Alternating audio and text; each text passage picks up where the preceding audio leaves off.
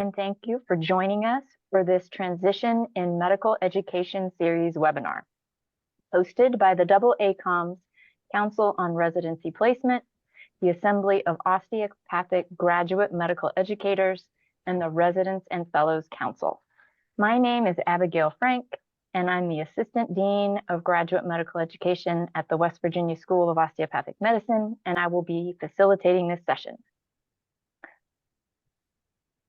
Before we get started, I would like to review a few housekeeping notes. The opening panel will be recorded and available for view on the AOGME website within 7 days. The breakout sessions will not be recorded. Please feel free to submit questions using the Q&A feature at any time. Please remain muted at all times during the opening panel, and you will be able to unmute in the breakout rooms to ask questions to the breakout session panelists. If you experience any technical issues, please use the chat to notify us and we will assist you.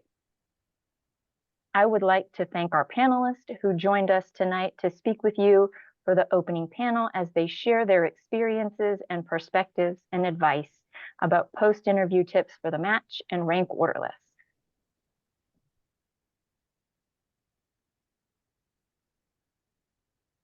So I will introduce the panelists. I'll let the panelists introduce themselves. We'll start with the lovely Miss Kimberly Warfield. Hi, so I'm Kimberly Warfield. I am at the Texas College of Osteopathic Medicine. I am a residency and career counselor for the first and second year students, and for about 20 years, I did residency management with multiple programs across the state of Texas. And Dr. Howerton. Hi everyone, my name's Bree. I'm a PGY2 in emergency medicine in Detroit, Michigan. And the lovely Miss Angie Clemmer. Hi everybody, I'm a Residency Placement Coordinator at KCU in Kansas City's campus. I've been in this position with students for the last 5 years. Previously, I've also worked in internal medicine residency as a coordinator. And then I've worked all over the university for the last 20 years in other positions. So I've seen it all and I'm here to help you. I'm excited to talk to you. And Dr. Rasmussen. Hi, I'm a third-year orthopedic surgery resident out in California. I went to A.T. Still University and happy to help.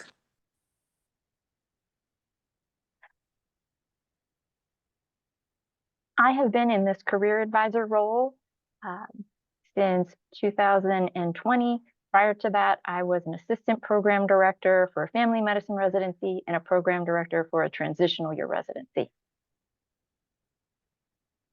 So I will start with our panelists, and if you all would please give us your top 3 post-interview tips for the match. And we'll start with Kimberly. Okay, so I thought a lot about this. And so first off, I want to talk to you. So when you're leaving your interviews, I want you to really reflect and rank thoughtfully. Like, don't wait. Like, sit down or have a. If you take notes on your phone or you have a journal, sit down and talk. Take time to reflect on your experience. Jot down your impressions while they're fresh. Consider factors like the program culture, the location, training opportunities. What is your spouse's opinion of the area, right? And they're not going to be with you on every interview, but if it's rural Arizona and your wife or spouse needs a Target close by, think about those things. It sounds like a small thing, but if you're there for years, it becomes a big thing, right? So think about those. Use the reflection to help so you have all the thoughts done when it's time to do your rank order list, and that to align with your career goals and your personal priorities, right? So I know Target sounds silly. If you have 2 or 3 kids and you're used to be able to run somewhere real quick and you can't, it's a big deal. Okay. Always stay professional and engaged afterwards. Maintain your professionalism in all the communications. Okay. Post interview surveys. When you email someone to ask any questions, don't contact excessively, but remain responsive to any outreach that they have. And be mindful of the NRMP communication guidelines to ensure that you don't unintentionally compromise your match eligibility. Okay, always review that. And last but not least, this is absolutely not least, thank you notes, right? Do it promptly, okay? so when I was a coordinator, we would do sometimes 16 to 20 interviews a week, depending on my faculty's availability. And you're talking about we're doing several weeks in a row, right? And so whether it's snail mail, whether it's an actual card, which you're going to hear conflicting information on this, okay? But I will tell you, in the programs I came from, it was greatly appreciated when we got either electronic thank you or cards, okay? And think about all the people you met with. This is a little time consuming. Emails are easier than hard copies of things, but try to get a little bit of something to everyone. They truly do appreciate it in most programs. I will promise you that. So those are my three tips. Dr. Howerton? She stole some of mine, so we'll have to get a little creative. I also want to kind of reiterate the importance of sitting down after every interview and just kind of reflecting on, did you like the area? Did you like the program? Is it the size that you want? I think that she makes a really good point of, if you need a Target nearby. I wanted an Aldi, a Costco, and an airport that flew Southwest. It was a non-negotiable for me. So those sort of things played into a role. And just kind of knowing, I think going back to when I was interviewing, I didn't really know what all of those things were necessarily through the first one, or even kind of like the first couple. So that's like kind of a good time to follow up with programs of filling in that gap for any of your spreadsheet informations of, oh, I forgot to ask that question because I didn't know it was something that mattered to me when I first started. So that was kind of the first thing that I had. The next one was also kind of keeping regular contact. My program offers second looks and shadow shifts. And if you like meet our quota of shadow shifts, you skyrocket up our list. And we're very open and honest about that. And so you can kind of differentiate who goes to the top half, or at least the top matchability, you know. And in-person looks if our interviews are virtual, but we also offer like lots of availability for in-person tours and things like that. After our rank list is done, but yours is still open. That way it doesn't affect where you are if you can't make it. So we try really hard to keep some of that stuff, like the finances and all of that, is chaotic at best. So we try to keep it as fair as we can, but also give you the best opportunity to be well informed and just kind of know where you want to go. Because ultimately, kind of previous to all of this, it's just kind of an acceptance, right? You go where you can because you have to get to the next step.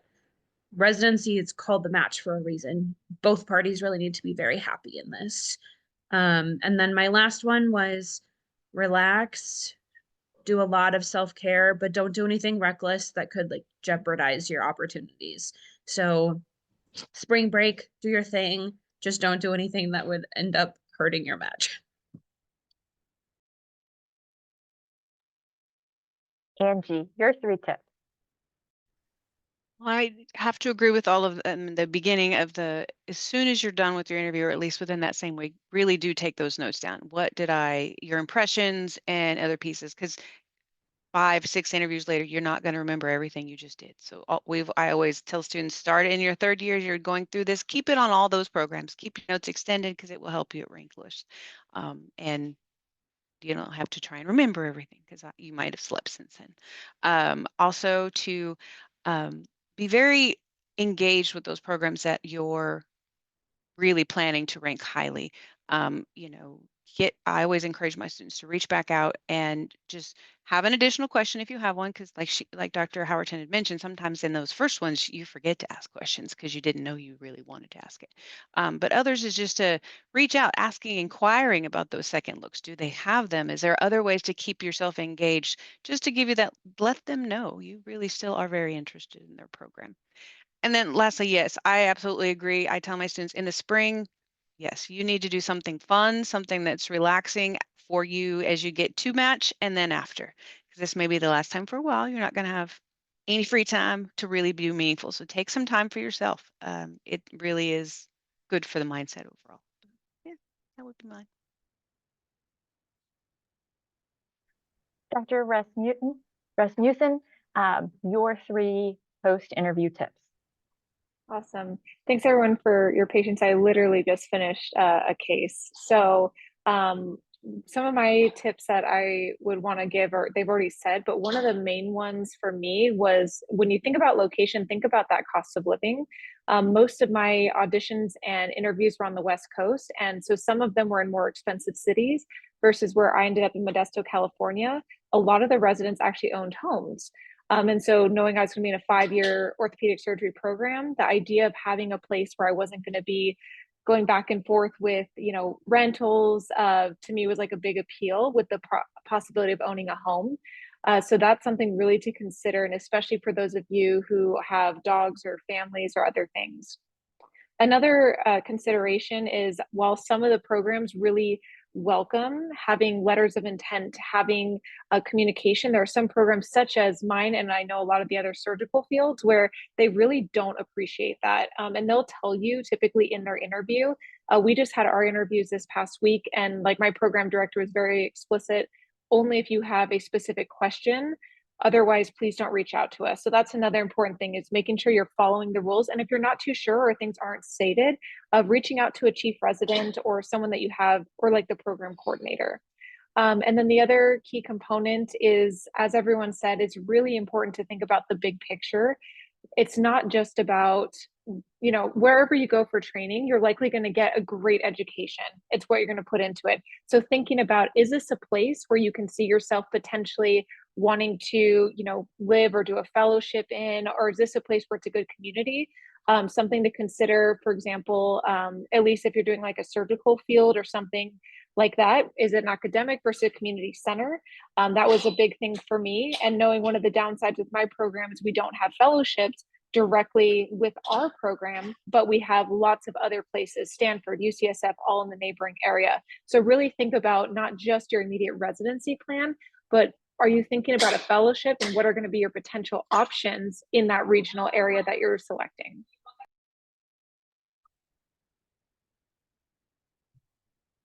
I have the privilege of getting to go last, and so you all have said such great things.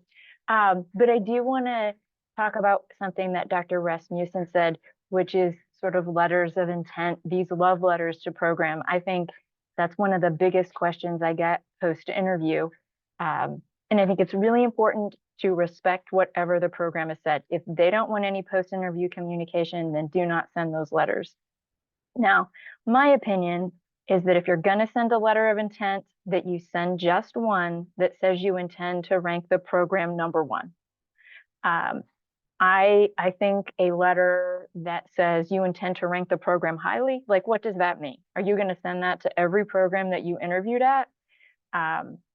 And so I think that's important to consider. And then my other tip is to be careful and be cautious about communication from the program. Oftentimes, programs want to fill more than you want to match, and you all know how much you want to match. So if programs may send a really nice email to maybe everybody that interviewed with them. So just take that post-interview communication from programs with a grain of salt. It can be very flattering. But my big key as we're moving on to tips for rank order list is don't let that post-interview communication shorten your rank order list. So moving on to rank order list tips, Ms. Kimberly, would you like to share your tips for rank order? Absolutely. So, my first thought, and I put thought, we all put thought into this, right? But I was really thinking back through things I dealt with in the last 20 years, but prioritize your fit over perceived competitiveness. Okay. Rank programs based on where you feel most aligned with the culture, the curriculum, the clinical opportunities, rather than solely on the reputation or competitiveness. As Dr. Rasmussen said, you're going to get a good education, and what you put into it is what you're going to get out, right? Trust your instincts about where you'll thrive personally and professionally. This alignment often leads to greater success and satisfaction. You're going to put a lot of time and effort into these programs, and you want to be able to come home at the end of weeks or days or that internal medicine service in the hospital and be like, okay, really, like it's grueling, but you're like, okay, I got a lot out of this. And you just want to find your, I don't want to say you're not always going to be happy, but just content. Like, okay, I'm doing a good job. Number 2, follow your true preferences. Rank programs in your genuine order of preference. Okay. Don't do it on assumptions on where you're most likely to match. The match algorithm is designed to favor applicants' preferences first. So don't overthink it too much. You're going to, but do your genuine order and preference, right? And then last but not least, review and double check those details before submitting that list. Make sure you have all the all the numbers are correct, your programs are listed correctly, with the codes matching the intended tracks, like categorical versus advanced. Double check your deadlines so you're not submitting late, and print and save that confirmation for your records. Dr. Howerton, your tips for ranking.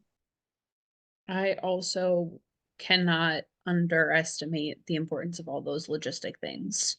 Do it more than 24 hours in advance. What if your Wi-Fi goes out? It could happen. Do all of the things, make sure if you're at a program that has like a rural track and a leadership track and whatever, make sure that you have the right code, because if you end up, even if it's in the right program location, but you didn't apply that track, it will take you off that list. In my graduating class, we had 13 people who just forgot to certify, so they automatically didn't match. Like, look at all the small details. It can be very overwhelming. So really pay attention to the logistics things. Don't set yourself up to fail. You've all worked too hard for that. For me, location, kind of what Dr. Rasmussen said earlier of like, do you want a community setting? Do you want an academic setting? I wanted an osteopathic program. So I ranked more DO programs highly, the osteopathically recognized ones. Like, do any of those things matter to you? Kind of, if it was your dream world, because that's what you should be operating at. So that would be the first thing.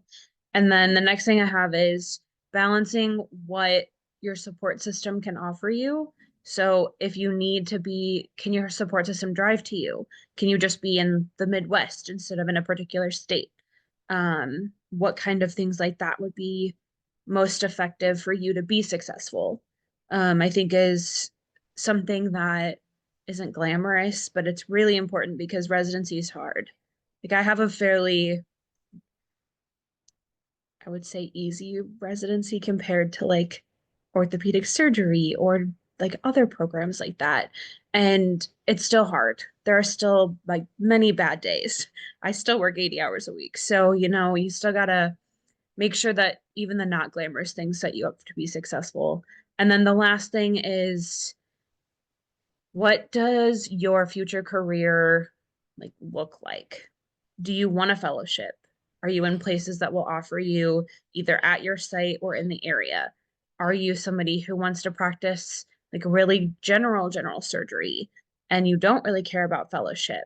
Do you want like a good policy fellowship? And then do you have a lot of people who know how to like work in advocacy in your program?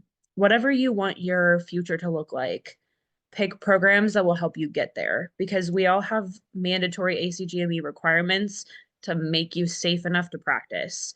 But that doesn't mean that safe enough to practice is what kind of doctor you want to be.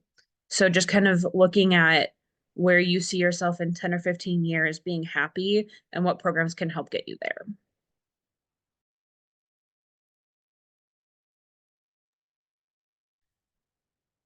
Miss Angie, your tips for ranking? Well, as stated before, those are, I recommend all of that too.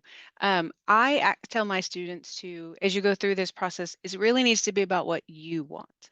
You've looked at all these specialties, you've already went through that process, started narrowing it down. You already narrowed it down once to get the ones you applied to. And now you're at that interview stage and you're doing the similar thing, but you don't, while it's important to take in the opinion of those around you, your friends, family, and things like that, ultimately it needs to be a place you will be happy at. And now with your spouse or other, I mean, that plays into it, don't get me wrong, but it definitely, I don't want you to be swayed because mom says I can do better. Well, did you really enjoy that program? You know, this needs to be about you. It's okay to be a bit self-centered here because it's you and your life in the future. That can include all those different pieces they talked about, really those location, targets, all of that stuff comes into matter, and it should, because this is part of your life. And statistically, 80% of residents live where they train. So this is a big, important step for you guys. So really think those things through. I tell my students that you're all going to overthink it. And I want you to put a calendar appointment on your calendar that's like 5 or 6 days before rank order closes. Okay, this is my deadline. I'm done. I can play with it up till then. I can keep doing it.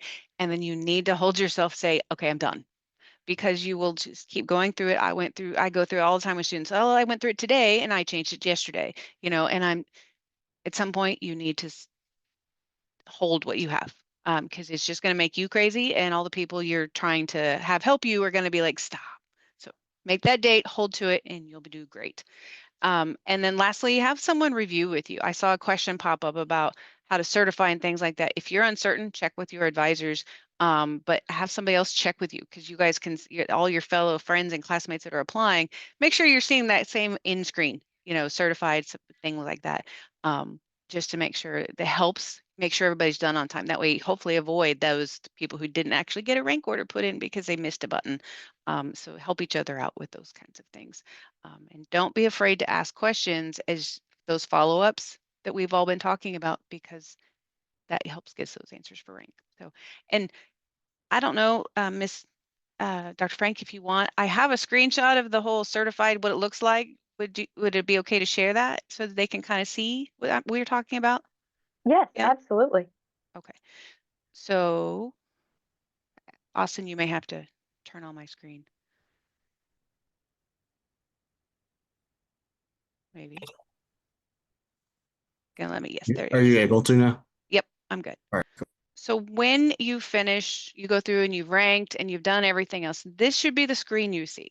It'll come up and tell you, of course, your information there, but here on the right-hand side, you'll see certified. That means you've clicked it, everything went through, you've paid for the rank order list, and it's verified. It's actually in the system. So you should have all green. All of this matters here. And it's, as you go through the process, there's an actual button, certify. And it's kind of like in ARIS where you certify and submit at the end. This is here, you're certifying your list. If you make any changes after you've certified it, you still have to go back through that process, because once it's certified and you change it, it's not certified anymore. So you always want to make sure you end at this screen. So just a little something to know. There you go. And that's all. Dr. Rasmussen, your 3 tips for ranking. Yeah, so the panelists have already highlighted quite a few important ones. One that Dr. Howerton put really well was talking about kind of the social support aspect, and really recognizing that regardless of your specialty, residency is extremely challenging. And so something that I reflected on a lot was, being from the West Coast, was all of my top programs were all on the West Coast. And that's not to say that there weren't programs on the East Coast that I really liked and could see myself at, but I knew for me, I wanted to have less than a 3-hour plane flight to be able to see family. So know that you are going to have very limited time off, and it's going to be very challenging to be able to see your loved ones. And so making it as easy as possible, and recognizing that you may still end up at a program where you are far away and you'll have to work even harder to build a community within your residency. Another important aspect that they've started to touch on is ranking to your preference. I remember when I was ranking that I initially started with what most people do, thinking, where am I most likely to end up? Being a DO applying orthopedic surgery, I initially had all the, MD programs at the bottom. And then I started to reflect more on, where do I truly think would be a great fit for me? And I'm so grateful that I ended up doing that, because I later found out that I was ranked to match at 2 programs that I kept going back and forth, and one of them ended up being the one that I put above the other, and that's where I matched at. So you obviously, as a candidate, you have no idea, are you ranked to match? Are you low on their list? And so really gauging where you want to end up, because it might all work out where you're one of their top candidates and you're on their ranked to match list. And then my final list is, or my final recommendation is, there is so much data. You can think about the housing market, how the cost of living, you know, is there a Costco nearby, all of those details, and it can be super overwhelming. So if you could take a step back and think about, once again, where you end up, you're going to put in the effort to get a great education. You're going to be able to make things happen for yourself. So where's a place that has the foundation that you can build off of? So for example, with my program, they really didn't have any residents that were interested in DEI that did work on things like health literacy or advocacy. But that was something that during my interviews, I had asked about, is there openness to working with residents?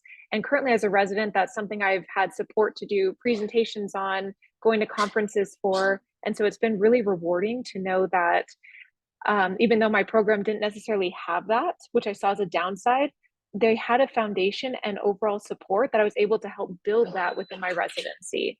So again, just because a program doesn't necessarily have something, do they have a good supportive community, and do they have tools to allow you to pursue advocacy or whatever it is that gets you excited outside of your specific field? Thank you. So there's been so many great things said. My last few tips would be, consider the program director. The program director's main job is to really shape the program, which means they're really going to shape you. So make sure that you like the program director, and if you come out of the residency program practicing like them, that you would be a privilege. So consider your program director, and I always advise folks to look up your program on the ACGME website and just make sure that the program is in good standing. That never hurts before you certify and submit your rank order list.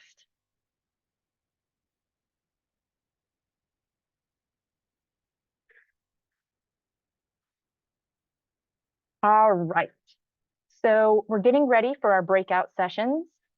We will move you into the breakout rooms. We will randomly assign you to a room, but feel free to switch into different rooms. You're able to ask the panelists questions directly. Please use the raise the hand feature if you have a question, and unmute your microphone to be called on. The breakout sessions will end at 7:59 p.m. Eastern Time, and you will automatically return to the main room for the closing remarks.